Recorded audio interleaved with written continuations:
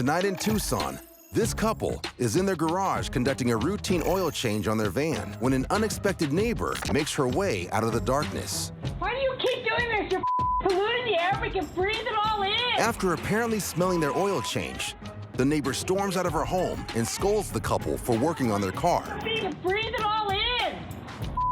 Man, get you a real mechanic. Because you're... A few minutes later, the neighbor steps back out of her house, and the man working on his van starts recording their interaction on his cell phone. You know what? You have no respect. The fumes that are coming off these vehicles are contaminating our dog. I've had enough of you.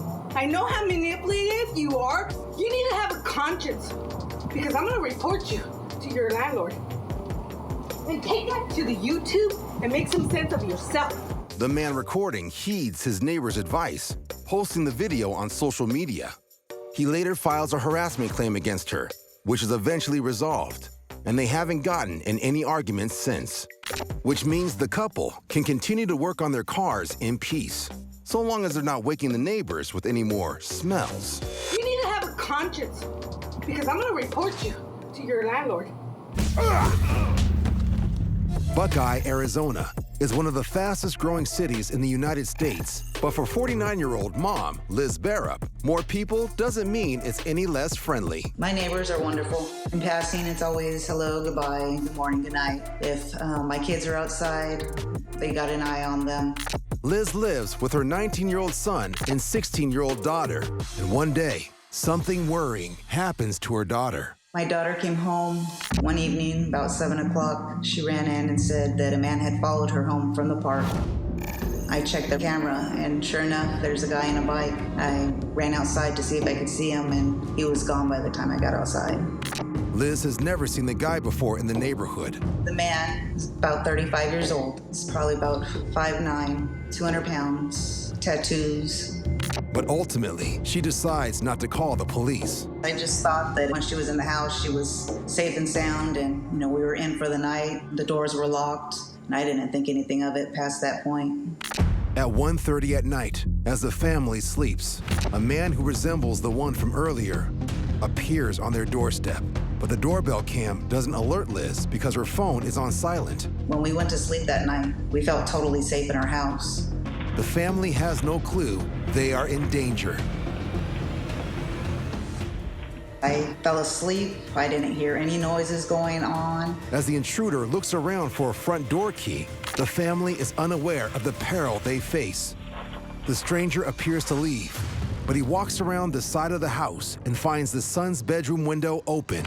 Shockingly, he climbs inside. My son was asleep, and he felt somebody standing over him, staring at him, and he realizes that it's a stranger and had no idea who this man was. And he kind of jumps up. My son tells the man, "They're all waking up. They're all going to get you. You better leave now." And he went out through the same window he came in through.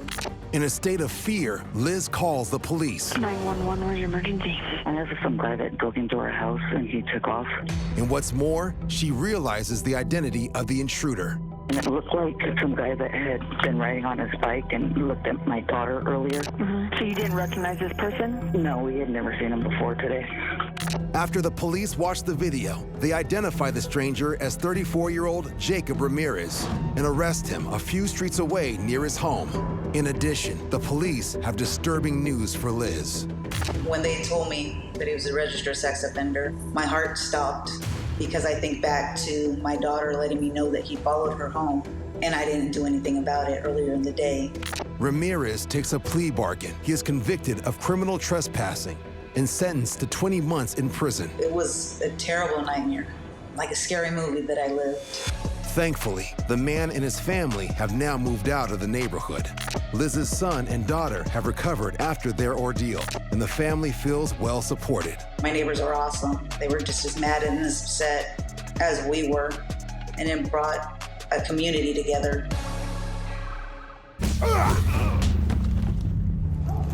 Total Karen. The woman recording this video and her friend are out for a run with their dogs in this Payson, Arizona neighborhood when they admittedly jog across the end of this man's driveway, who was apparently annoyed that they did so.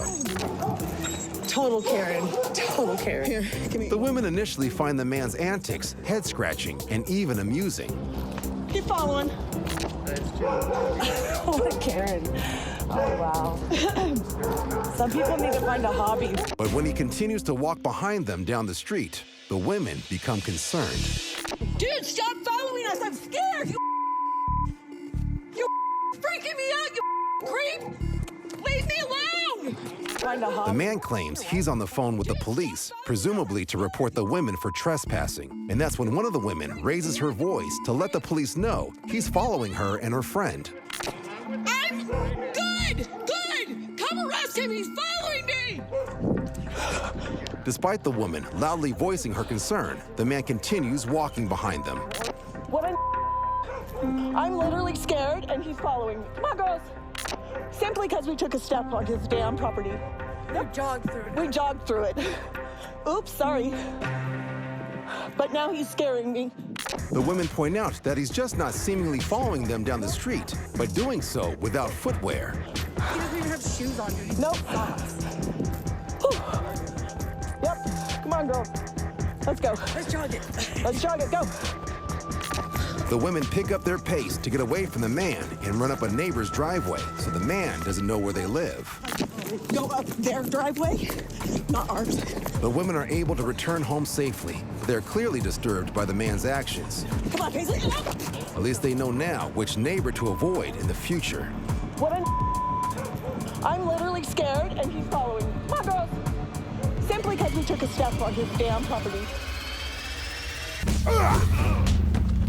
And in Las Sendas, Arizona, a different woman's walk in nature is also interrupted by an irate neighbor who says she is trespassing. It's not your property. What does the trail say? Where does the trail say? Are you being aggressive with me? No, I'm calling the police. Go ahead. Because it actually belongs to Las Sendas. No, it doesn't. The property You walked lines. off the trail. That's why The woman claims that a public path goes in front of this neighbor's house, but the neighbor insists that the trail is a few feet away, and he's calling the police. Yeah, I've got a woman trespassing on our property. Could you send police over right away?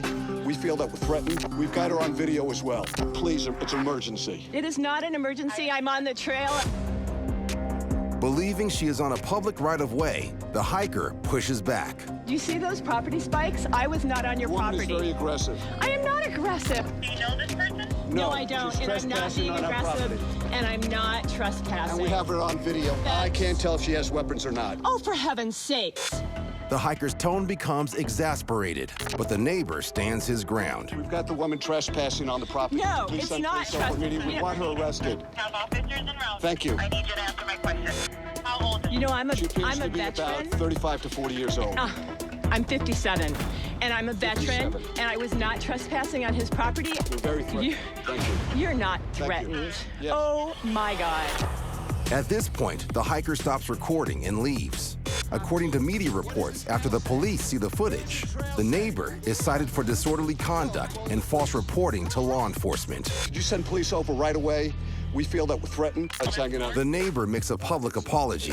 He says that prior to this heated standoff, the city of Mesa had rerouted the hiking trail a few feet away from his house because the mountain is too steep to hike safely.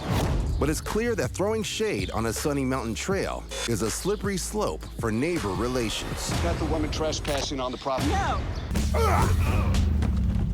The city of Maricopa, Arizona lies in the middle of the Sonoran Desert. And for recent resident Dustin Petter, it's the perfect oasis for making a fresh start with his family. I have lived here for 5 years now, and I would definitely consider this an all-American neighborhood. Everyone waves at each other as they drive by. While Dustin and his family may enjoy the small town living, not everyone is greeting them with a wave. What are you recording? You don't have permission to record us. Dustin has previously called the police on his neighbor for making aggressive comments towards him. All of this stems back to when they first met. I noticed a guy throwing some garbage away, and I didn't recognize him, and I asked him if he could not use those dumpsters, and he gave me a pretty dirty look and told me he lived here. And I said, "Oh, I'm sorry, I apologize." This simple misunderstanding has grown into a feud lasting years, and it's gotten so bad, Dustin now calls his neighbor the bully. I was driving around the loop to come back to my house. Just as I was coming around the corner, the bully was backing out of his driveway, I saw him look right at me. He started to pull forward, but he was driving very slow, almost walking speed, it seemed like. And he was doing it on purpose, I'm sure, just to aggravate me. But I thought, no big deal. I've got my son in the back seat in his car seat, and I just want to get home. Finally, we get to my house, and I'm about to turn into the driveway, and he stops. Say something. And now I have to cut the steering wheel a little sharper to clear the corner of his car to pull into the driveway. But I was feeling uneasy. What was he going to do? He did end up getting out of his vehicle, and he started walking towards my truck. Trying to hit me? You hear me? So with my son being in the car, I did fear for the life of my son. You hear me? Yep, I hear you. Yes, right. Go back to San Bernardino. Go back to San Bernardino. Oh, God. It was kind of a racial put down, but it scared me when he said that because I thought, wow, he knows I came from San Bernardino. He knows that much about me, so he did his research on me. Dustin once again reports the man to local authorities.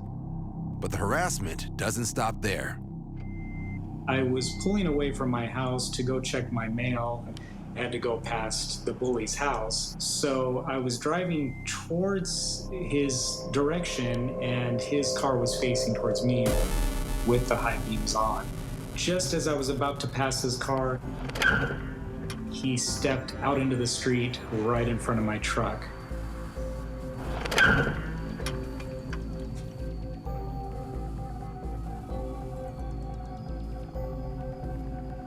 Trying to hit me? Better call a cop. Yes!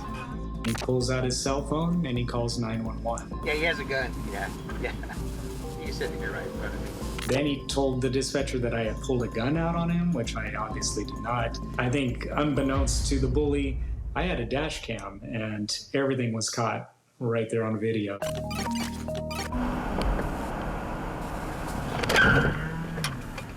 So I figured, you go ahead, you give them your story, the truth will all come out. It's caught on video. Sure enough, I was exonerated from any of those claims that the bully had made, and he ended up getting in trouble. Police charged the neighbor with filing a false claim and blocking traffic on the road. After that incident, unfortunately, it wasn't the end of it. There were a few minor incidents that had taken place after that one. Can you stop blocking traffic? Yeah, it's blocking our path. I'm gonna go ahead and call the police. We're out here playing baseball, and he decided to sit outside facing us and heckle us, insults about us, me and my 7-year-old son. Despite the neighbors' petty bullying, Dustin and his family still embrace their community. We love our neighbors. We have great neighbors here. It's just a tight-knit little neighborhood. I love the fact that my family lives in small town USA. We can call on our neighbors to help out if there's ever another incident. Moving is easy when you think you're moving to the nice part of town. So when Colette Ayala and Rick Hansen head to their new apartment in Tucson, they can't wait to become part of the community. We came to this side of the neighborhood because on the south side, it was just way worse. It's a small place, so being out on our front porch is a luxury for us. Spending so much time on their front porch, it's not long before Colette and Rick meet their next-door neighbors. And they start noticing some concerning behavior almost immediately. When I first seen the neighbors, they were coming out at night, I noticed. The people that they have in and out of there, it's never the same person twice. We moved from that for that purpose, and we don't want it here.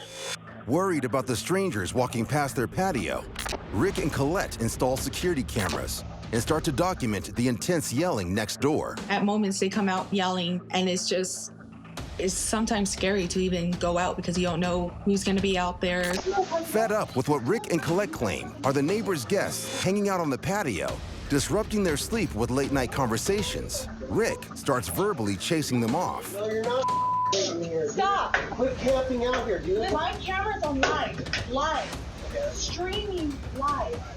Whatever they're doing on our front porch is just weird.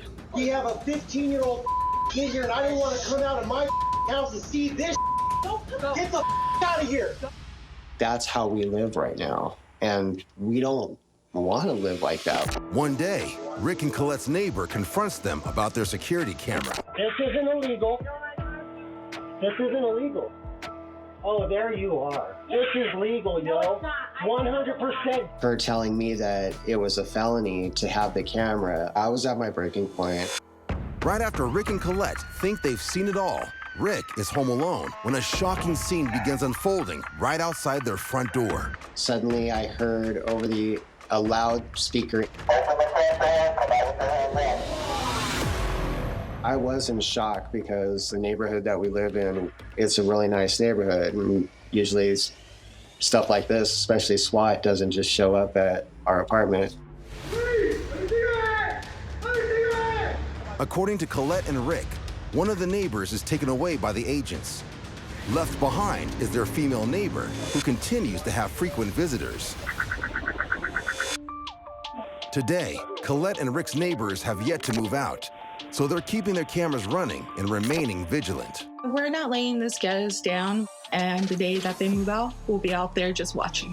We have a 15-year-old kid here, and I didn't want to come out of my house to see this.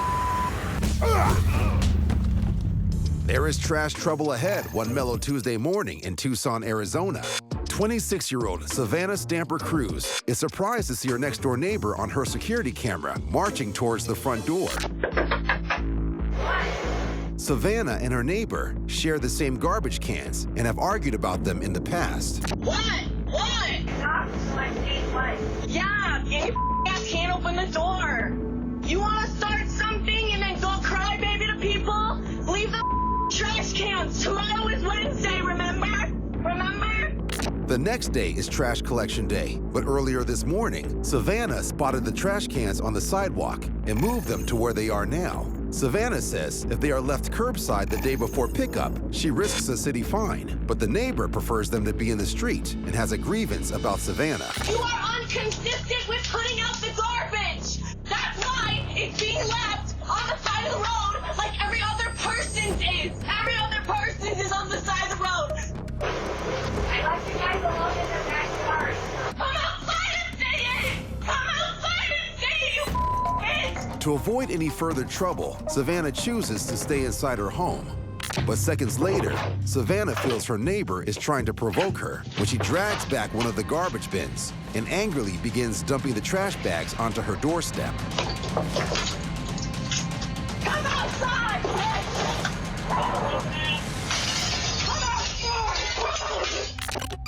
As she gets up, Savannah claims her neighbor punches the window and breaks the glass, sending shards onto the driveway. Savannah reports the incident to the police, but they decide not to take any further action.